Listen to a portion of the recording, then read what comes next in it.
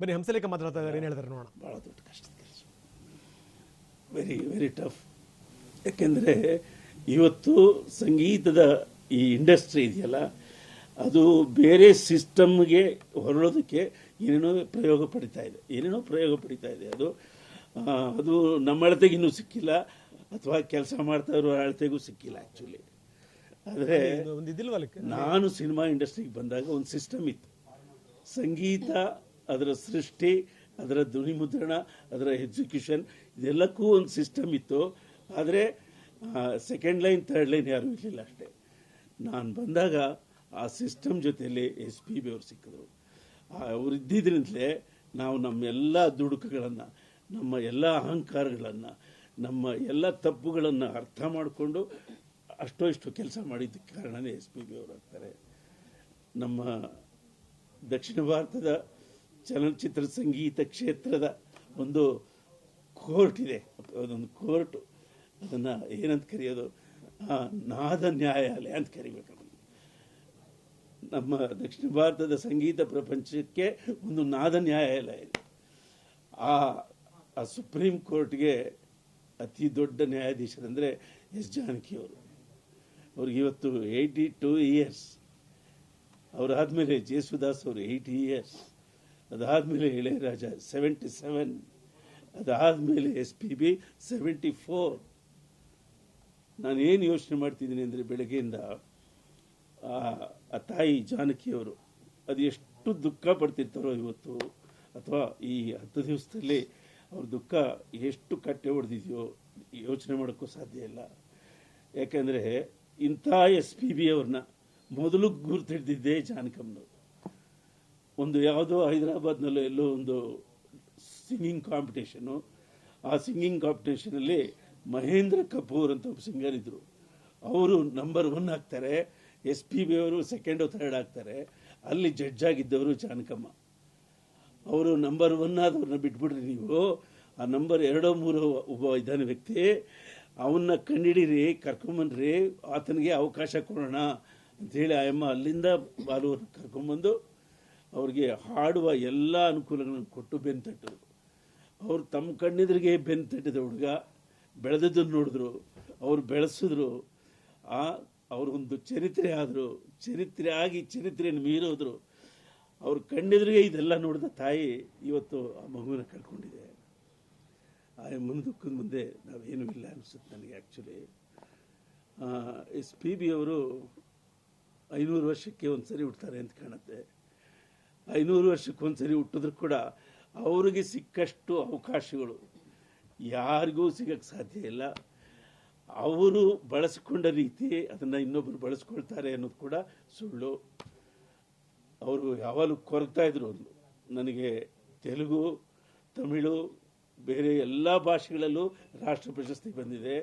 ನನ್ನ ಪ್ರೀತಿಯ ಭಾಷೆ ಇದು ಕನ್ನಡ, ಈ ಕನ್ನಡಕ್ಕೆ ಒಂದು ರಾಷ್ಟ್ರ ಪ್ರಶಸ್ತಿ ಬಂದಿಲ್ಲ ಅಂತ ಯಾವಾಗಲೂ ಕೊರಗೋರು. ನಾವು ಅಶಕ್ತರಾಗಿದ್ವಿ. ನಾವು ಅದರ ದಾರಿ ಏನು, ಅದರ ಹೇಗೇನು ನನಗಂತೂ ಗೊತ್ತಿರಲಿಲ್ಲ. ಯೋಗ ಬಂಗಾರೀಶ್ ಅವರು, ಚಿಂದೋಡಿ ಬಂಗಾರೀಶ್ ಅವರು, ಚಿಂದೋಡಿ ಲೀಲಮ್ನವರು ಪಂಚಾಕ್ಷರಿ ಗವಾಯಿತು. ಆ ಸಿನಿಮಾಕ್ಕೆ ನನ್ನನ್ನು ಮ್ಯೂಸಿಕ್ ಡೈರೆಕ್ಟರ್ಗೆ ಆಯ್ಕೆ ಮಾಡಿದ್ರು. ಹಿಂದೂಸ್ತಾನಿ ಸಂಗೀತ, ಕರ್ನಾಟಕ ಸಂಗೀತ ಇಷ್ಟಿಷ್ಟು ಗೊತ್ತಿರೋ ನಾನು ಆ ಸಿನಿಮಾಕ್ಕೆ ಏನು ಮ್ಯೂಸಿಕ್ ಮಾಡೋಕ್ಕೆ ಸಾಧ್ಯ? ಆ ಪುಟ್ಟರಾಜ್ ಗವಾಯಿಗಳಿಗೆ ಹೋಗಿ ಹೇಳಿದೆ, ಅಚ್ಚಾ ನಾನು ಇದಕ್ಕೆ ಯೋಗ್ಯ ಅಲ್ಲ ಅಂತ. ಅವರಂದ್ರಲ್ಲೇ ಹಾಗೆಲ್ಲ ಹೇಳ್ಬೇಡ ಕಣೋ, ಅಜ್ಜ ಮಾಡಿಸ್ಕೋತಾನೆ, ನೀನು ಸುಮ್ಮನೆ ಮಾಡೋದು. ಸೊ ಅವರು ಆ ಅಜ್ಜನ ಆಶೀರ್ವಾದ ಹಿಡಿದು ನಮ್ಗೆ ತೋಚಿದ್ದು ಮಾಡಿದ್ವಿ. SPB ಅವ್ರಿಗೆ ನೀವು ಹಾಡಿ ಅಂದ್ವಿ. ಅವರಂದರು, ನಿನ್ನ ಥರನೇ ನಾನು ಕಣೆಯ, ಇಷ್ಟೇ ಕಲ್ತಿದ್ದೀನಿ, ಈ ಹಿಂದೂಸ್ತಾನಿ ಸಂಗೀತ ನನಗೇನು ಗೊತ್ತು, ಅದೇನೋ ನೀವೇ ಹಾಡಬೇಕು ಅಂತ ಹಠ ಹಿಡಿದ್ವಿ. ನೀವು ನಂಬಲ್ಲ, ಅವರು ಹಾಡಿದ 3 ಹಾಡು ತುಂಬ ದೊಡ್ಡ ಹಾಡುಗಳು. 6 ತಿಂಗಳಾದರೂ ಅವರು ಡೇಟ್ ಕೊಡಲೇ ಇಲ್ಲ. 6 ತಿಂಗಳಾದರೂ. ನಾನು ಹೆಚ್ಚಿಗೆ ಮಾತಾಡ್ತಿದ್ದೀನಿ, ಪರವಾಗಿಲ್ವಾ? 6 ತಿಂಗಳಾದರೂ ಡೇಟೇ ಕೊಡಲಿಲ್ಲ. ಆ ಬಂಗಾರೀಶ್ ಅವ್ರು ಬಂದು ನನ್ನನ್ನು ಕಾಡಿದ್ರು, 6 ತಿಂಗಳಾಯ್ತಲ್ರಿ ಅಂತ. ಇಲ್ಲ ಬಿಡಿ, ಅವ್ರೇನೂ ಹಾಡಲಿಲ್ಲ, ಹರಿಹರನ ಕೈಲಿ ಆಡಿಸ್ಬಿಡ್ತೀನಿ ಅಂದೆ. ಹರಿಹರವೋ ದಾವಣಗೆರೆಯೋ ಯಾವುದೋ ನನಗೆ ಗೊತ್ತಿಲ್ಲಪ್ಪ, ನನಗೆ SPBನೇ ಬೇಕು ಅಂತ ತಮಾಷೆ ಮಾಡ್ದ. ಆಮೇಲೆ SPB ಅವ್ರನ್ನ ಹುಡ್ಕೊಂಡು ಹೋದ್ವಿ. ಅಲ್ಲಿ ಹೋದರೆ ಒಂದು ದಿವಸ ಕಾರಲ್ಲಿ ಕೂರಿಸ್ಕೊಂಡು ಏರ್ಪೋರ್ಟ್ ಹತ್ರ ಕರ್ಕೊಂಡು ಹೋಗ್ತಾ ಚಿಕ್ಕ ಚಿಕ್ಕ ಕ್ಯಾಸೆಟ್ಗಳಿರ್ತಾವೆ, ನೋಡಿರ್ತೀರಿ ನೀವು. ಅದರಲ್ಲಿ ಒಂದು ಹಾಡಿನ 50 ಲೂಪ್ ರೆಕಾರ್ಡ್ ಮಾಡ್ಕೊಂಡಿದ್ದಾರೆ. ಒಂದು ಹಾಡು ಅದರ 50 ಲೂಪ್, ಒಂದೊಂದೇ ಪೀಸಸ್. ಅದನ್ನು ಒಂದು ಟೇಪ್ ಕ್ಯಾಸೆಟಲ್ಲಿ ರೆಕಾರ್ಡ್ ಮಾಡ್ಕೊಂಡಿದ್ದಾರೆ. ಅದನ್ನು ಹಾಕ್ಕೊಂಡು ಒಂದೊಂದೇ ಫ್ರೇಸ್ನ ಅಭ್ಯಾಸ ಮಾಡ್ತಿದ್ದಾರೆ. ಅದೇನು ಅಷ್ಟೊಂದು ಅಪಾಯದೇನು ಆಗಿರಲಿಲ್ಲ. ಅವ್ರಿಗೊಂದು ಸಂಕೋಚ, ನಾನು ಚೆನ್ನಾಗಿ ಕಲಿಬೇಕು ಅಂತ. ಒಂದೊಂದು ಹಾಡನ್ನು 50 ಲೂಪ್ ಮಾಡಿಕೊಂಡು ಪ್ರಾಕ್ಟೀಸ್ ಮಾಡ್ತಾ ಇದ್ದೀನಿ. ನೋಡ್ರಿ, ನನಗೆ ಯಾಕೆ ನೀವು ಎದುರಿಸ್ತೀರಾ, ಇಲ್ಲ ಬಿಟ್ಬಿಡಿ, ಇಲ್ಲ ಸಮಯ ಕೊಡಿ ಅಂತ. ಸೊ ಆಮೇಲೆ ಧೈರ್ಯ ಮಾಡಿ ಬಂದರು, ಅವರು ಹಾಡಿದ್ರು. ಅವ್ರು ಹಾಡಿದಾಗ ನಾವು ಯಾರೂ ಒಳಗಿರಲಿಲ್ಲ. ಅವರಂದರು, ನೀವು ಯಾರೂ ಬರಬೇಡ್ರಿ, ನೀವು ಕರೆಕ್ಷನ್ ಹೇಳಿದ್ರೆ ನಾನು ಮಾಡೋಕ್ಕೆ ನನಗೆ ಶಕ್ತಿ ಇಲ್ಲ, ನನಗೆ ತೋಚ್ದಂಗೆ ಆಡ್ತೀನಿ ಅಂತ ಹೇಳಿ ಅವರೇ ಒಂದು ರೆಕಾರ್ಡಿಂಗ್ ವಾಯ್ಸ್ ರೂಮ್ನಲ್ಲಿ ಬಾಗಿಲು ಹಾಕ್ಕೊಂಡು ಬೆಳಗ್ಗೆಯಿಂದ ಸಂಜೆವರೆಗೂ ಹಾಡಿದ್ರು. ನಾವು ಯಾವಾಗ ಹೋಗಿ ಕೇಳಿದ್ರು ಒಂದು ಫ್ರೇಸ್ ಆಡೋರು, ಅಮ್ಮ ಶಕುಂತಲಾ, ಅಮ್ಮ ಶಕುಂತಲಾ ಅನ್ನೋರು. ಅವ್ರ ತಾಯಿ ಹೆಸರು ಶಕುಂತಲಾ. ಆ ತಾಯಿನ ನೆನೆಸ್ಕೊಂಡು ಆಡೋರು. ಸೊ ಆ ಹಾಡು, ಆ ಅಜ್ಜನ ಆಶೀರ್ವಾದ ಸೀದಾ ಋಷಿಕೇಶ್ ಮುಖರ್ಜಿಯವರ ಪ್ಯಾನಲ್ಗೆ ಹೋಗಿದೆ. ಅಲ್ಲಿ ರೆಹಮಾನ್ ಅವರ ಬಾಂಬೆ ಸಿನಿಮಾ ಫಸ್ಟ್ ಪ್ಲೇಸ್ನಲ್ಲಿದೆ. ಯಾರೋ ಕೇಳ್ತಾರೆ, ಪಿ ಬಿ ಶ್ರೀನಿವಾಸ್ ಅವರು ಹೇಳ್ತಾರಂತೆ, ನೋಡಿ ಕ್ಲಾಸಿಕಲ್ ಮ್ಯೂಸಿಕ್ನ ನೀವು ಕಾಪಾಡಬೇಕು ಅಂತೀರಾ, ಯಾರೋ ಹಳ್ಳಿಯಿಂದ ರಿಮೋಟ್ ಪ್ಲೇಸಿಂದ ಮಾಡಿ ಕಳಿಸಿದ್ದಾನೆ, ಅದಕ್ಕೆ ಗೌರವ ಕೊಡಿ ಅಂತ ಆರ್ಗ್ಯೂ ಮಾಡಿದ್ರು. ಅಲ್ಲಿ ಬಾಂಬೆ ಸಿನಿಮಾಕ್ಕೆ ಓಟ್ ಜಾಸ್ತಿ ಬೀಳ್ತಿತ್ತು. ಋಷಿಕೇಶ್ ಮುಖರ್ಜಿ, ಏನು ಇಷ್ಟೊಂದು ಒತ್ತಾಯ ಮಾಡ್ತಿದ್ದೀರಾ, ಯಾರು ಈ ಮ್ಯೂಸಿಕ್ ಡೈರೆಕ್ಟ್ರು? ಹಂಸಲೇಖ ಯಾರು ಇವನು?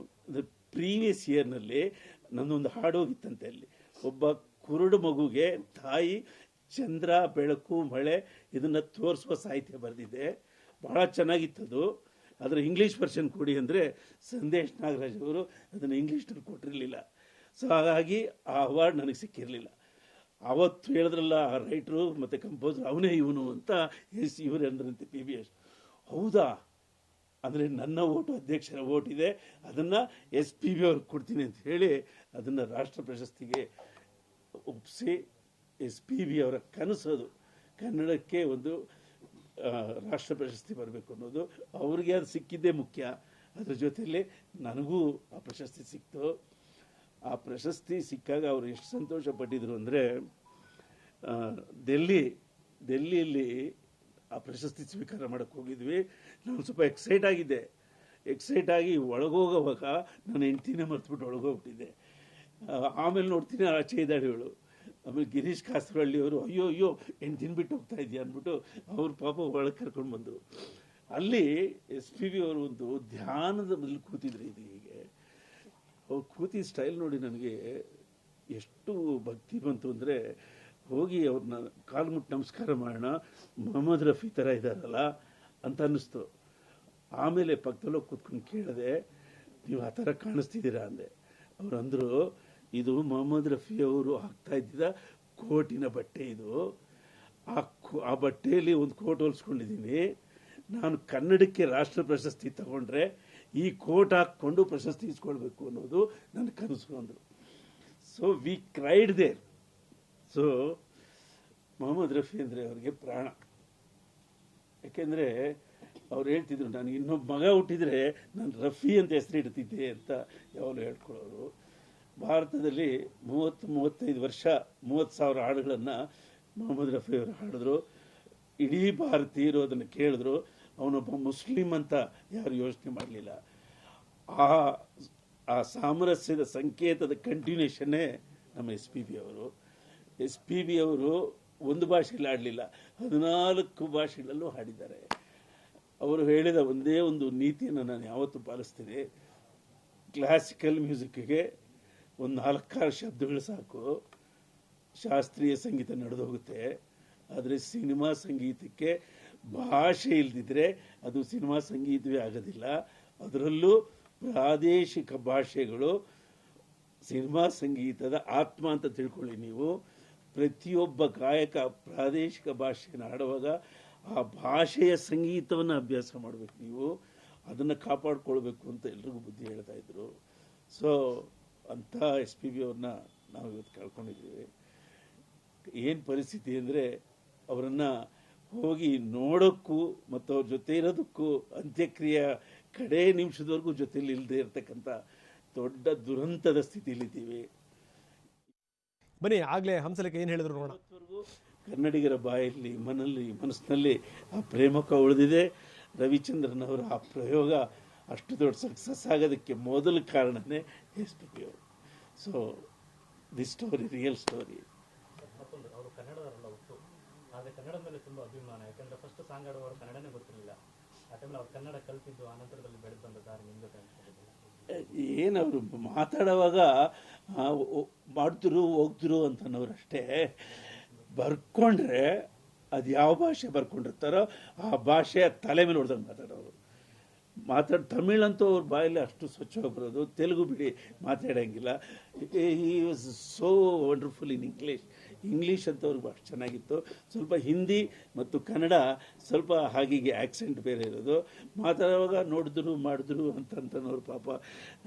ಬಟ್ ಬರ್ಕೊಂಡ್ರೆ ಕನ್ನಡವನ್ನಾಗಲಿ ಯಾವುದೇ ಭಾಷೆಯನ್ನಾಗಲಿ ಅಷ್ಟು ಅಚ್ಚುಕಟ್ಟಾಗಿ ಆಡೋರು. ಅವರು ಒಂದು ಮಾತು ಹೇಳೋರು, ಭಾಷೆ ಮೀದ ಮಕ್ಕುವ ಅಂತ. ಯಾವಾಗಲೂ ಭಾಷೆ ಮೇಲೆ ಗಾಯಕನಿಗೆ ಒಂದು ಗಮನ ಇರಲೇಬೇಕು. ಆ ಭಾಷೆಯೊಳಗಿನ ಧಾತುಗಳೇನಿರ್ತಾವೋ ಅದನ್ನು ಸ್ಟಡಿ ಮಾಡೋರು ಅವರು. ಒಂದು ಸರಿ ಯಾವುದೋ ಶ್ಲೋಕವನ್ನು ಹೇಳ್ತಾ ಇದ್ದಾಗ ಚಕ್ರವರ್ತಿ ಅಂತ ಒಬ್ಬರು ಜ್ಯೋತಿಷಿಗಳು ಅವರು ಶನಿಮಾತ್ಮನ ಮೇಲೊಂದು ಶ್ಲೋಕ ಬರ್ಕೊಟ್ಟಿದ್ರು. ಗೆದ್ರಸ್ಥಿತಶ್ಚಾಪಕರು ಧನುಷ್ಮಾನ್ ಚತುರ್ಭುಜೋ ಅಂತ ಏನೋ ಇತ್ತು ಅದರಲ್ಲಿ. ಅವರು ಇಟ್ಟು ಕೂಡಲೇ ಏನಿದು ಗೆದ್ರಸ್ಥಿತ ಅಂದರು. ಇಲ್ಲ ಸರ್ ಅವ್ರು ಚಕ್ರವರ್ತಿ ಆಗಲಿ ಮಹಾರಾಜ ಆಗಲಿ ಕರೀರಿ ಇಲ್ಲಿ ಅಂದರು. ಕರೆದ್ರು, ಏನಿದು ಗೆದ್ರಸ್ಥಿತ ಚಾಪಕರು, ಅದು ನಮ್ಮ ಗುರುಗಳು ಹೇಳ್ಕೊಟ್ಟಿದ್ದು, ನಿಮ್ಮ ಗುರುಗಳನ್ನ ಕರೀರಿ. ಸೊ ಹಾಗೆ ಆರ್ಗ್ಯೂ ಮಾಡ್ತಾ ಅವರು ಸ್ವಲ್ಪ ಅದಂಗೆ ಫೋಕಸ್ ಮಾಡಿ, ಅದು ಡೆಫಿನೆಟಾಗಿ ಗೆದ್ರಸ್ಥ ಅಲ್ಲ, ಅದು ಗರುಡ ಆಗಿರುತ್ತೆ. ಗೃಧಸ್ಥಿತ ಆಗಿರುತ್ತೆ. ಗೃಧ ಅಂದರೆ ಗರುಡ, ಇದೆ ಹದ್ದು ಅಂತಾರಲ್ಲ, ಹದ್ದಾಗಿರುತ್ತೆ. ಅದು ಗೃಧಸ್ಥಿತ ಚಾಪಕರು ಆಗಿರುತ್ತೆ. ಚೆಕ್ ಮಾಡಿ ನೋಡಿ ಅದು. ಅವರು ಫೋನ್ಗಳೆಲ್ಲ ಹೊಡೆದ್ರೆ ಅದು ಇವರು ಹೇಳಿದಾಗಿದೆ. ಅಂದರೆ ಅವ್ರ ಕಣ್ಣಿನ ನೋಟದಲ್ಲೇ ಅವರಿಗೆ ಭಾಷೆಯಲ್ಲಿರುವ ತಪ್ಪುಗಳು ಗೊತ್ತಾಗೋದು. ಕನ್ನಡದ ಎಷ್ಟೋ ತಪ್ಪುಗಳನ್ನು ಅವರು ಕರೆಕ್ಟ್ ಮಾಡಿದ್ದಾರೆ. ಸರ್, ಅದು ಒಂದು ರಿಯಾಲಿಟಿ ಶೋ ಅಲ್ಲಿ ಅವ್ರು ಕನ್ನಡನ ಕಲಿತು ಆ ರಿಯಾಲಿಟಿ ಶೋನ ಮಾಡಿದ್ರು. ಅದಕ್ಕೆ ನೀವು ತುಂಬಾ ಸಹಕಾರ ಇತ್ತು ಅಂತ ಕೇಳ್ಬಿಟ್ಟಿದ್ದೆ. ಇಲ್ಲ, ಫೋನಲ್ಲಿ ಮಾತಾಡ್ತೀನಿ ಯಾವಾಗಾದರೂ ಗುರುಗಾರು ಅಂದ್ರೆ ನನಗೆ ಅವ್ರ ಫೋನಲ್ಲಿ ಮಾತು ಕೇಳೋದೇ ಒಂದು ಸೌಂದರ್ಯ. ನಾನು ಎಲ್ಲರೂ ಫೋನಲ್ಲಿ ಮಾತು ಕೇಳಿರ್ತೀನಲ್ಲ, ಅವ್ರು ನನಗೆ ವಾಯ್ಸ್ ಆಗಿ ಒಂದು ಭಾವನಾತ್ಮಕ ಸಂಬಂಧ. ಅವ್ರು ಯಾವಾಗ ರಾತ್ರಿ ಫೋನ್ ಮಾಡೋರು, ಹಲೋ ನೇನಂಡಿ, ನನಗೆ ಆ ವಾಯ್ಸ್ ಕೇಳ್ಕೊಳ್ಳೇ ಎಮೋಷನ್ ಆಗ್ಬಿಡ್ತಿದ್ದೆ. ಹಲೋ ನೇನು ಬಾಲಸುಬ್ರಹ್ಮಣ್ಯ ಅಂಡಿ, ಸರ್ తెలుసు ಗುರುಗಾರು, ಎಂದಕ್ಕೂ ಆ ಗ್ಯಾಪು ಅಂದರೆ ಗ್ಯಾಪ್ ಯಾಕೆ ಕೊಡ್ತೀಯ, I am enjoying that voice sir. ಆ ಥರ ಫೋನಲ್ಲಿ ಮಾತಾಡ್ತಾ ಅವರು ಎಷ್ಟೋ ವಾಕ್ಯಗಳನ್ನು ವ್ಯಾಕರಣಗಳನ್ನು ಕೇಳೋರು. ಪ್ರತಿ ಸರಿ ಎಲ್ಲೇ ಆಡ್ತಿದ್ರು ಒಂದು ಡೌಟ್ ಬಂದರೆ ಫೋನ್ ಮಾಡಿ ಸೆಕ್ರೆಟ್ರಿಗಾರು ಇವಳನ್ನ ಸೆಕ್ರೆಟ್ರಿ ಅಂತ ಕರೆಯೋದವರು. ಗೊತ್ತಿಲ್ಲ ನಿಮಗೆ, ಅದೊಂದು ಜೋಕ್ ಇದೆ, ಇಲ್ಲಿ ಜೋಕ್ ಹೇಳ್ಬೇಕು ಬೇಡ ಗೊತ್ತಿಲ್ಲ. ಇವಳನ್ನ ಸೆಕ್ರೆಟ್ರಿ, ಎಲ್ಲ ಉಂಟವರು ಸೆಕ್ರೆಟ್ರಿ ಗಾರು ಅಂತ, ಇವಳನ್ನ ಸೆಕ್ರೆಟ್ರಿ ಅಂತಾರೆ. ಯಾಕೆಂದರೆ ಇವಳು ಅವ್ರ ಜೊತೆಲ್ಲ ಆಡಬೇಕಂದ್ರೆ ಗಡ ನಡ್ಗೋಳು. ನಾನು ಹೇಳೋದು ಸ್ವಲ್ಪ ಧೈರ್ಯ ತುಂಬಿ ಸರ್, ಪಕ್ಕದಲ್ಲಿ ನಿಂತ್ಕೊಂಡು ಆಡ್ತಾಳೆ. ಇವಳು ಪ್ರತಿ ಸಾಲ್ಗೂ ತಪ್ಪು ಮಾಡ್ತಾಳೆ. ಅವಳು ಪಕ್ಕದಲ್ಲಿ ನಿಂತಿರ್ತಾರಲ್ಲ ಅವರು, ಇವಳು ಸಾರಿ ಏನ್ಬಿಡ್ತಾಳೆ. ಅವಳು ಸಾರಿ ಅಂದಾಗ ತಪ್ಪು ತಿಳ್ಕೊಬೇಡಿ ನೀವು ಅಂತ ನಾನು ರೇಗಿಸ್ತಾ ಇದ್ದೆ. ಸೊ ಹಾಗಾಗಿ ಅವ್ರನ್ನ ಸೆಕ್ರೆಟ್ರಿ ಪ್ರತಿ ಸರಿ ಅವಳು ಫೋನ್ ಮಾಡಿ ನನಗೆ ಕೊಟ್ಟು ಈ ಥರದ ವ್ಯಾಕರಣದ ವಿಶೇಷಗಳನ್ನೆಲ್ಲ ಕರೆಕ್ಟ್ ಮಾಡ್ಕೊಳ್ಳೋರು. ನೇರವಾಗಿ ಪಾಠ ಮಾಡಿದ್ದಾವಲ್ಲ, ಏನಿಲ್ಲ. 22,000 ಕನ್ನಡದಲ್ಲಿ ಹೇಳಿದ್ರು, 40,000ರಲ್ಲಿ 22,000 ಕನ್ನಡಕ್ಕೆ ಹಾಡಿದ್ದಾರೆ ಅನ್ನೋ ರೆಕಾರ್ಡ್ ಬಗ್ಗೆ ಅಂದರೆ ಏನಂದರೆ ಆ ಥರ. ಹಲೋ ಹಲೋ ಹಲೋ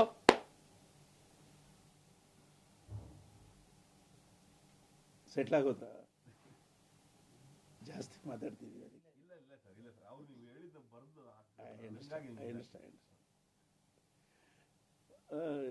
ನಾನೇನಂತೀನಿ ಅಂದರೆ, ಅವರ ಶಿಸ್ತಿದೆಯಲ್ಲ, ಆ ಶಿಸ್ತು ಇನ್ನೊಬ್ಬ ಗಾಯಕರಿಗೆ ಬರೋಕ್ಕೆ ಸಾಧ್ಯವೇ ಇಲ್ಲ. ನಾನು ಕಡೆಯದಾಗಿ ಶಕುಂತಲೆ ಅನ್ನೋ ಒಂದು ಸಿನಿಮಾಕ್ಕೆ ಒಂದು ಸಾಂಗು ಬರೆದಿದ್ದೆ, ಭಾಳ ವಿಶೇಷವಾಗಿ ಬರೆದಿದ್ದೆ. ಅದನ್ನು ಹಾಡ್ಸೋಕ್ಕೆ ಅಂತ ಹೋಗಿದ್ದೆ. ನಾನು ಹೋಗಿದ್ದಾಗ ಅವ್ರದ್ದೇ ಒಂದು ರೆಕಾರ್ಡಿಂಗ್ ಸ್ಟುಡಿಯೋ, ಅವ್ರದ್ದೇ ಒಂದು ವಾಯ್ಸ್ ರೂಮ್, ಅಲ್ಲೊಂದು ಸೋಫಾ ಹಾಕಿ ಡೈರೆಕ್ಟ್ರಿಗೆ ಎಲ್ಲ ಅರೇಂಜ್ ಮಾಡಿದ್ದಾರೆ ಚೆನ್ನಾಗಿ. ವಾಯ್ಸ್ ರೂಮ್ನಲ್ಲಿ ಒಂದು ಟಾಯ್ಲೆಟ್ ಇರಬೇಕು ಅನ್ನೋದು ಒಂದು ರೂಲ್ಸ್ ಅವ್ರದ್ದು. ಸಿಂಗರ್ಸು ಎಷ್ಟೋ ಜನ ಕಷ್ಟಪಡ್ತಿದ್ರಂತೆ ಹಳೆ ಸ್ಟುಡಿಯೋಗಳಲ್ಲಿ. ಅದಕ್ಕೆ ಅವ್ರು ಎಲ್ಲೇ ಸ್ಟುಡಿಯೋ ಕಟ್ಟಿದ್ರು ವಾಯ್ಸ್ ರೂಮ್ನಲ್ಲಿ ಒಂದು ಟಾಯ್ಲೆಟ್ ಪ್ರೊವೈಡ್ ಮಾಡೋದು ಅವ್ರದ್ದೊಂದು ಐಡಿಯಾ ಚೆನ್ನಾಗಿತ್ತದು. ಸೊ ಅಲ್ಲಿ ಕೂತಿದ್ದವರು ನನ್ನ ಹಾಡು ಕತೆ ಸಮೇತ ಹೇಳಿದೆ, ಬರ್ಕೊಂಡ್ರು, ಕತೆ ಹೇಳಿದೆ, ಎಲ್ಲ ಅನಲೈಸ್ ಮಾಡಿ ಆ ಸಾಂಗ್ನ ಕಾಪಿ ತೆಗೆದು ಕಳಿಸ್ತಾರೆ ಜೆರಾಕ್ಸ್ ಆಗಿ. ಎದುರುಗಡೆ ಒಂದು ದೊಡ್ಡ ಫೈಲ್ ರಾಶಿ ಇದೆ, 4 ಫೈಲ್ ರಾಶಿ, ಅದ್ರ ಮೇಲೆ ಹೋಗಿ ತಲುಪ್ತದ್ದು. ಏನು ಸರ್ ಅಂದೆ, ನೀವು ಕೊಟ್ಟ ಭಿಕ್ಷೆ ಅಂದರು. ನಿಮ್ಮಂಥ ಕವಿಗಳು ಕೊಟ್ಟ ಭಿಕ್ಷೆ. ಎಲ್ಲ ಭಾಷೆಗಳ ಎಲ್ಲ ಹಾಡುಗಳ ಕಾಪೀಸಲ್ಲಿ ಇಟ್ಟಿದ್ದೀನಿ, ಎಲ್ಲ ಹಾಡುಗಳಲ್ಲಿನ ಎಕ್ಸ್ಪ್ರೆಷನ್ ಮಾರ್ಕ್ಗಳು ಮಾಡಿದ್ದೀನಿ, ಅದರಲ್ಲಿರುವ ಬೆಸ್ಟ್ ಲೈನ್ ಯಾವುದು ಅಂತ ಮಾರ್ಕ್ ಮಾಡಿದ್ದೀನಿ. ಯಾರಿಗೆ ಗೊತ್ತು ಮುಂದೆ ಯಾವ ಪ್ರತಿಭೆಗಳಿಗೆ ಇದು ಉಪಯೋಗ ಆಗುತ್ತೋ ಅವ್ರಿಗೆ ಉಪಯೋಗ ಆಗಲಿ ಅಂತ ಎತ್ತಿಟ್ಟಿದ್ದೀನಿ ನಾನು ಅಂತ. ಅಷ್ಟೂ 40-45 ಸಾವಿರ ಹಾಡುಗಳ ಕಾಪೀಸ್ ಇರುವ ಫೈಲ್ಸ್ನ ತೋರಿಸಿದ್ರು ನನಗೆ. ಅಂದರೆ ಈ ರೀತಿ ಯಾರಾದರೂ ಮೇಂಟೈನ್ ಮಾಡೋಕ್ಕೆ ಸಾಧ್ಯ ಇದೆಯಾ? ಯಾರಾದರೂ, ನಾನು ಇವತ್ತಿನ ಸಿಂಗರ್ಸ್ ನೋಡ್ತೀನಲ್ಲ, ಮೊಬೈಲಲ್ಲಿ ಹಿಂಗೆ ಅನ್ಕೋತಾರೆ, ಹಿಂಗೆ ಅಂತಾರೆ, ಡಿಲೀಟ್ ಮಾಡ್ತಾರೆ, ಹೋಗ್ತಿರ್ತಾರೆ, ಎಲ್ಲೋ ಪೇಪರಲ್ಲಿ ಬರ್ಕೋತಾರೆ, ಎಲ್ಲ ಬಿಸಾಕ್ತಾರೆ. ಅವರು ಹಾಗಲ್ಲ, ಪ್ರತಿ ಹಾಡನ್ನು ತಮ್ಮ ಮುತುವರ್ಜಿಯಿಂದ ಜೋಪಾನ ಮಾಡಬೇಕು. ಅದರಿಂದ ಏನು ಬೆನಿಫಿಟ್ ಅಂದರೆ, ಅವ್ರಿಗೆ ಯಾವುದೇ ಕಾರ್ಯಕ್ರಮಕ್ಕೆ ಕರೆದ್ರೆ ಎಷ್ಟೇ ಹಾಡುಗಳು ಲಿಸ್ಟ್ ಕೊಟ್ಟರೆ ಆ ಲಿಸ್ಟ್ಗಳನ್ನ ಈ ಲಿಸ್ಟ್ ಜೊತೆಲಿ ಒಂದ್ಸರಿ ಕಂಪೇರ್ ಮಾಡಿ ನೋಡ್ಕೋತಾರೆ. ಅದರಲ್ಲಿ ಎಕ್ಸ್ಪ್ರೆಷನ್ಸ್ ಏನು, ಸ್ಟೇಜ್ ಮೇಲೆ ತಂದು ಇಟ್ಕೊಂಡ್ರೆ ಒರಿಜಿನಲ್ ರೆಕಾರ್ಡಿಂಗ್ನಲ್ಲಿ ಏನಿರುತ್ತೋ ಅದೇ ಹಾಡ್ತಾರೆ ಅವರು, ಮುಂದೆ ಮಿಸ್ಟೇಕ್ ಕೂಡ ಮಾಡೋದಿಲ್ಲ ಅವರು. ಸೊ ಅವರು ಮಿಸ್ಟೇಕ್ ಆಗದೆ ಇರೋದಕ್ಕೆ ಕಾರಣ ಏನು ಅಂದರೆ ಆ ಶಿಸ್ತು ಯಾಕೆ ಅವ್ರಿಗೆ ಬರುತ್ತೆ ಅಂದರೆ ಭಾಷೆ ಮೇಲೆ ಪ್ರೀತಿ. ಆ ಪ್ರೀತಿ ಯಾಕೆ ಬರುತ್ತೆ ಅಂದರೆ ಕ್ರಿಯೇಟರ್ಸ್ ಮೇಲಿರೋ ಗೌರವ. ಸೊ ಇದಿಷ್ಟನ್ನು ರೂಢಿಸ್ಕೊಳ್ಳೋ ಗಾಯಕ ಸತತವಾಗಿ 50 ವರ್ಷ ಮೇಂಟೈನ್ ಮಾಡೋದಿದೆಯಲ್ಲ, it's very very very impossible. ಬೇರೆಯವ್ರು ಮಾಡೋಕ್ಕೆ ಸಾಧ್ಯನೇ ಇಲ್ಲ. ಹಾಗಾಗಿ ಅವ್ರಿಗೆ ಯಾವ ಹಾಡು ಅಂದರೆ ಒಂಥರ ನೆನಪಿನ ಬುತ್ತಿ. ಯಾವ ಹಾಡು ಈ ಪಲ್ವಿ ಜ್ಞಾಪಿಸಿದ ತಕ್ಷಣ ಇದು ಪ್ರಸಾದ್ ಸ್ಟುಡಿಯೋ ಅಲ್ವಲ್ಲ ರೆಕಾರ್ಡ್ ಆಗಿದ್ದು, ಅವತ್ತು ಮಧ್ಯಾಹ್ನ ನಾವು ಮೊಸರನ್ನ ತಿಂದ್ವಿ ಅಲ್ವಾ, ಆವತ್ತು ಪ್ರೊಡ್ಯೂಸರ್ ಲೇಟಾಗಿ ದುಡ್ಡು ಕೊಟ್ಟರಲ್ವಾ, ಇಷ್ಟೊಂದು ಡೀಟೇಲ್ಸ್ ಎಲ್ಲ ಹೇಳ್ತಿದ್ವು. ರಿಟೆನ್ಷನ್ ಅಂತಾರೆ ಅದನ್ನು. ಅವ್ರಿಗೆ ರಿಟೆನ್ಷನ್ ಸಿಕ್ಕಾಪಟ್ಟೆ ಜಾಸ್ತಿ. ಯಾವುದೇ ವಿಷಯ ಎಲ್ಲವೂ ನೆನಪಿರೋದು ಅವ್ರಿಗೆ. ಓಕೆ ಸರ್, ನಿಮ್ಮ ಎಲ್ಲ ಏಳಿಗೆಗಳು ಅವ್ರು ಇದ್ದವರು, ನಿಮ್ಮ ಸ್ಟುಡಿಯೋ ಆಗಲಿ, ಈ ಥರ ಹೊಸ ಥರದ ತಂತ್ರಜ್ಞಾನದ ಈಗೇನು ಗ್ರೀನ್ ಮ್ಯಾಟ್ ಆಗಲಿ, ಇದನ್ನೆಲ್ಲ ಉದ್ಘಾಟಿಸಿದ ಅವರೇ ಅಂತ ಕೇಳ್ತಾರೆ. ಹೌದು, ಅವ್ರನ್ನ ಬಿಟ್ಟು ನಾವು ಏನು ಮಾಡೋಕ್ಕೆ ಸಾಧ್ಯ? ನಮ್ಮ ಯಜಮಾನ್ರಿಗೆ ಕರಿತೀವಿ, ಅವ್ರು ಬಿಟ್ಟರೆ SPB ಅವ್ರನ್ನ ಕರಿತೀವಿ. ಅವರು ಬಂದು ಈ ಸ್ಟುಡಿಯೋ ಎಲ್ಲ ಉದ್ಘಾಟನೆ ಮಾಡಿದಾಗ ಹೇಳೋರು, ಎಲ್ಲರೂ ಸ್ಟುಡಿಯೋಗಳು ಮಾಡಿ ದುಡ್ಡು ಮಾಡಿ ಅದು ಇವಾಗ ದುಡ್ಡು ಕೊಡ್ತಿಲ್ಲ ಅನ್ನೋವಾಗ ನೀನು ಸ್ಟುಡಿಯೋ ಮಾಡಿದ್ದಿಲ್ಲ ಅಂತ ಪ್ರಾಕ್ಟಿಕಲಾಗಿ ಬುದ್ಧಿ ಹೇಳೋದು. ಬಟ್ ನಮಗೆ ಅಂತ ಒಂದು ಸ್ಟುಡಿಯೋ ಇರಲಿ ಅಂತ ನಾವು ಮಾಡ್ಕೊಂಡ್ವಿ. ಅವರು ಎಷ್ಟು ಚೆನ್ನಾಗಿ ನಮಗೆಲ್ಲ ಬುದ್ಧಿ ಹೇಳೋರು ಅಂದರೆ, ಒಂದು ಸರಿ ಹಾಲುಂಡತ್ ಅವರು ಸಾಂಗ್ಸ್ ರೆಕಾರ್ಡ್ ಮಾಡ್ತಾಯಿದ್ವಿ. ರೆಕಾರ್ಡ್ ಮಾಡಿ ತುಂಬ ಚೆನ್ನಾಗಿದೆ ಹಾಡುಗಳಿದ್ದು ಅಂತ ಹಾಡ್ಬಿಟ್ಟು ಹೋಗ್ಬಿಟ್ರು. ಅಲ್ಲಿಂದ ಚಿತ್ರಮ್ಮನ್ನ ಅವರೇ ಹೇಳಿ ನೆಕ್ಸ್ಟ್ ಸಾಂಗ್ಸ್ ನಿಂದೆಲ್ಲ ಕರೀತಾರೆ, ನೀನೇ ಡೇಟ್ ಕೊಟ್ಬಿಡು ಅಂತೇಳಿ ಅವ್ರು ಹೇಳಿ ಕಳಿಸಿದ್ರು. ಅವ್ರು ಬಂದರು. ನಾನು ತುಂಬ ಟಯರ್ಡ್ ಆಗಿದೆ ಆ್ಯಕ್ಚುಲಿ. ಅವ್ರಿಗೆ ಚಿತ್ರಮ್ಮ ಕೂತ್ಕೊಂಡು ಹಾಡು ಬರ್ಕೋತಿದ್ರು, ನಾನು ಹೇಳ್ತಾ ಇದ್ದೆ. ಪಲ್ವಿ ಬರ್ಕೊಂಡಿದ್ರು. ಸ್ವಲ್ಪ ಹೊತ್ತು ಆದಮೇಲೆ ನಂಗೆ ನಿದ್ದೆ ಬಂದ್ಬಿಟ್ಟಿದೆ ಆ ತೂಕಡಿಕೆಗೆ. ಆ ಪಲ್ವಿ ಹೇಳ್ಕೊಂಡು ಸುಮ್ಮನೆ ಇದ್ದೀನಿ, ಒಂದು 6-7 ನಿಮಿಷ ಹಾಗೆ ಇದ್ದೀನಿ. ಆಮೇಲೆ ಎಚ್ಚರಾಗಿ ಆ ಚರಣ ಬರ್ಕೊಳ್ಳಿ ಅಂದಿದ್ದೀನಿ. ಅವರು ಪಾಪ ತುಂಬ ಫೀಲ್ ಮಾಡ್ಕೊಂಡಿದ್ದಾರೆ, ಕೂತಿದ್ದ ಕಡೆ ನಿದ್ದೆ ಹೋಗ್ತಾ ಇದ್ದಾನೆ ಅಂತ. ಸೊ ಅವ್ರೇನು ಹೇಳಿದೆ, ಚರಣ ಬರ್ಕೊಂಡು ಹಾಡು ಹೋಗ್ಬಿಟ್ಟು ಹೋಗಿ SPB ಅವ್ರಿಗೆ ಹೇಳಿದ್ದಾರೆ, ಈ ಥರ ಸ್ಲೀಪ್ಲೆಸ್ ಆಗಿ ದುಡಿತಿದ್ದಾನೆ, ಸ್ವಲ್ಪ ಬುದ್ಧಿ ಹೇಳ್ಬೇಕು ನೀವು. ಸೊ ಅಲ್ಲಿಂದ ಅವ್ರ ಪಾಪ ಮಾರನೇ ದಿವಸ ರೆಕಾರ್ಡಿಂಗ್ ಬಿಟ್ಬಿಟ್ಟು ಫ್ಲೈಟ್ ಹಾಕ್ಕೊಂಡು ಬೆಂಗಳೂರಿಗೆ ಬಂದು ಯಾಕಂದ್ರೆ ರೆಡಿ ರೆಡಿ ರೆಡಿ ಅಂದು 4 ಸಿಗರೇಟ್ ಇಪ್ಪಿಸಂಡಿ ಅಂದರು. ಸರಿ, ನಮ್ಮದೊಂದು ಆಟೋ ಇತ್ತು. ನಮ್ಮ ಆಟೋದಲ್ಲಿ ಕೂತ್ಕೊಂಡು ಚಂದ್ರು ಅಂತ ನನ್ನ ಮ್ಯಾನೇಜರ್, ಅವ್ನು ಓಡಿಸ್ತಾ ಇದ್ದ. ಅವ್ರು ಹಿಂದೆ ಕೂತ್ಕೊಂಡು ಒಂದು ಸಿಗರೇಟ್ ಕೊಡಿಸೋದು. ಒಂದು ಸಿಗರೇಟ್ ಸೇತ್ಕೊಂಡು, ಎಷ್ಟು ಸಿನಿಮಾ ಇದೆ ನಿಮ್ಮದು? ಇಷ್ಟಿದೆ. ಯಾರ್ಯಾರು ಹೀರೋಗಳು? ಒಂದು ಸಿನಿಮಾಕ್ಕೆ ಎಷ್ಟು ದುಡ್ಡು ಬರುತ್ತೆ? ಒಂದು ಸಿನಿಮಾನ ಹೇಗೆ ವರ್ಕ್ ಮಾಡ್ತೀಯಾ? ಈ ಕಂಪೋಸ್ ಹೇಗೆ ಬರೀತೀಯಾ? ಅಂದರೆ ಫ್ರೆಂಡ್ಸ್ನ ಯಾವಾಗ ಮೀಟ್ ಮಾಡ್ತೀಯಾ? ವೈಫ್ಗೆ ಎಷ್ಟು ಸಮಯ ಕೊಟ್ಟಿದೆಯಾ? ನಿದ್ದೆ ಎಲ್ಲಿ ಮಾಡ್ತೀಯಾ? What is your food habits? ಇದಿಷ್ಟು ಪೂರ್ತಿ ಡೀಟೇಲ್ಸ್ ತಗೊಂಡು ಅವಾಗ ಹೇಳಿದ್ದು ನನ್ನ ಮಾತದು. ನೋಡು, ಒಂದು ಪ್ರಾದೇಶಿಕ ರಂಗದಲ್ಲಿ ನಿನ್ನಂಥ ದೊಡ್ಡ ಜನರೇಟರ್ ಹುಟ್ಟಿದ್ರೆ ಕನಿಷ್ಠ 25 ವರ್ಷ ರೂಲ್ ಮಾಡ್ತೀನಿ. ಯಾರೋ ಬಂದ್ಬಿಡ್ತಾರೆ, ಯಾರೋ ನಿನ್ನ ಕೆಲಸ ಕದ್ಬಿಡ್ತಾರೆ ಅಂತ ಯಾವತ್ತೂ ಯೋಚನೆ ಮಾಡಬೇಡ. ನೀನು ನಿನ್ನ ಟ್ಯಾಲೆಂಟ್ನ ಸ್ವಲ್ಪನೇ ಖರ್ಚು ಮಾಡಿಕೊಂಡು ಜಾಸ್ತಿ ದಿವಸ ಇರಬೇಕು. ಯು ಫಾಲೋ ಮೀ, ನಾನು ಅದೇ ಮಾಡ್ತಾ ಇದ್ದೀನಿ, ನೀನು ಅದೇ ಮಾಡು. ಈ ರೀತಿಯಾದ ಎಕ್ಟಿಕ್ ಜಾಬ್ ಎಲ್ಲ ಮಾಡಬೇಡ, ಕೂತ್ ಕಡೆ ನಿದ್ದೆ ಮಾಡಬೇಡ ನೀನು. ಅದೇ ಥರ ಡ್ರೈವಿಂಗ್ನಲ್ಲಿ ಅದ್ರ ಗತಿ ಏನಾಗುತ್ತೆ ಅಂತ ಬುದ್ಧಿ ಹೇಳಿ ನಮ್ಮನ್ನು ಆ ಎಮೋಷನ್ಸು ಅದನ್ನೆಲ್ಲ ಡಿವೈಡ್ ಮಾಡಿ ಕ್ಲೀನಾಗಿ ವರ್ಕ್ ಡಿವೈಡ್ ಮಾಡೋದು ಹೇಗೆ, ಕೋಪ ಬಿಟ್ಟು ಕೆಲಸ ಮಾಡೋದು ಹೇಗೆ, ಆಮೇಲೆ ಸುಮ್ಮನೆ ಪೋಸ್ ಹೊಡೆಯೋದು ಅದೆಲ್ಲ ಬೇಡ ಅಂತ. ಅಂದರೆ ಆರ್ಕೆಸ್ಟ್ರಾ ಪ್ರಾಕ್ಟೀಸ್ಗಳಲ್ಲಿ ಸೌಂಡ್ ಮಾನಿಟರ್ ಅಂತ ಬಂದುಬಿಟ್ರೆ, ನಾವೆಲ್ಲ ನಾಟಕದಿಂದ ಬಂದವರಲ್ವೇ, ಆ ಸಾಂಗ್ ಚೆನ್ನಾಗಿ ಬಂದರೆ ಭಾಳ ವೈಭವದಿಂದ ಕಂಡಕ್ಟ್ ಮಾಡೋದು, ಹೂ ಅನ್ನೋ ಥರ ಎಲ್ಲ. ಒಂದು ದಿವಸ ಸೈಡ್ನಲ್ಲಿ ನಿಂತ್ಕೊಂಡು ನೋಡಿದ್ದಾರೆ ಅವರು, ಒಂದು ಕರೆದು, ನೋಡು ಅಲ್ಲಿದ್ದಾರಲ್ಲ ಮ್ಯೂಸಿಷಿಯನ್ಸ್ ಎಲ್ಲ, ನಿನ್ನಂಥ ಮ್ಯೂಸಿಕ್ ಡೈರೆಕ್ಟರ್ಗಳನ್ನ 100 ಜನ ನೋಡಿದ್ದಾರೆ ಅವರು, ಎಂತೆಂಥ ಹಾಡುಗಳು ಬಾರಿಸಿದ್ದಾರೆ, ಎಂತೆಂಥ ಎಮೋಷನ್ಸ್ ನೋಡಿದ್ದಾರೆ.